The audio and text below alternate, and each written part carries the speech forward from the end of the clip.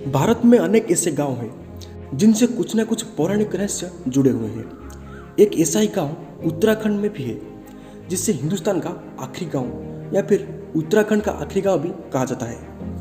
ये गांव पवित्र बद्रीनाथ से 4 किलोमीटर की दूरी पर स्थित है, जो चीन की सीमा से लगा हुआ है। इस गांव का नाता महाभारत काल से भी जुड़ा हुआ है और भगवान गणेश से भी। इसी गांव से होकर पांडव स्वर्ग गए थे। यहाँ से जुड़ी ऐसे कई रहस्यमय और रोचक बातें जो आपको हैरान कर देंगी। आज हम आपको इसी बारे में बता रहे हैं, तो बने रहे हमारे साथ इस वीडियो में। नए हैं तो चैनल को सब्सक्राइब करके बेल आइकन जरूर दबाना। तो फिर वीडियो स्टार्ट करते हैं।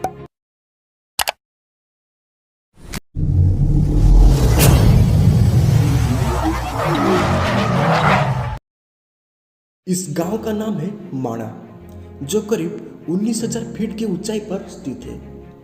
कहते हैं कि इस गांव का नाम मणिभद्र देव के नाम पर माणा पड़ा था।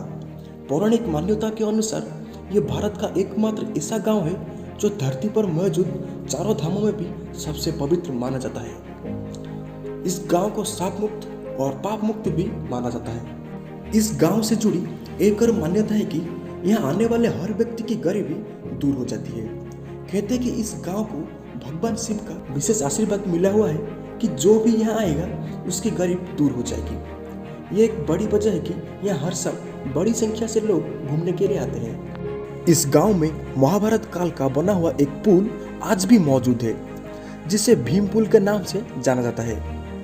कहते हैं कि जब पांडव इस गांव से होते हुए स्वर्ग जा रहे थे, तो उन्होंने यहाँ मौजूद सरस्वती नदी से आगे जाने का रास्ता मांगा था, लेकिन सरस्वती नदी ने मार्ग देने से मना कर दिया। जिसके बाद महाबली भीम ने 2 बड़ी बड़ी चट्टानों को उठाकर नदी के ऊपर रख दिया था और अपने लिए रास्ता बनाया था। इसके बाद इस पुल को पार करके पांडवों ने स्वर्ग के लिए प्रस्थान किए थे। इस गांव का संबंध भगवान गणेश से भी जुड़ा हुआ है। कहते हैं कि महर्षि वेदव्यास के कहने पर भगवान गणेश जब महाभारत लिख रहे थे, तो उन्हें सरस्वती नदी के बहने की तेज ध्वनि सुनाई दे रही थी। इसीलिए उन्होंने देवी सरस्वती से उनके पानी का शोर कम करने को कहा था। इसके बावजूद भी जब सरस्वती नदी का शोर कम नहीं हुआ, तो भगवान गणेश ने गुस्से में उन्हें शाप दे दिया कि आज के बाद इससे आगे तुम किसी को नहीं दिखोगी।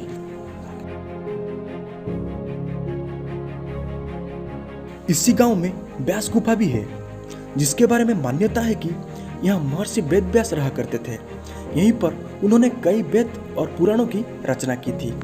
व्यास गुफा की ऊपरी संरचना को देखकर ऐसा लगता है जैसे ग्रंथ के कई पन्नों को एक के ऊपर एक रखा गया है। इसी वजह से इसे व्यास पोथी भी कहा जाता है। तो दोस्तों, आज के लिए बस इतना ही।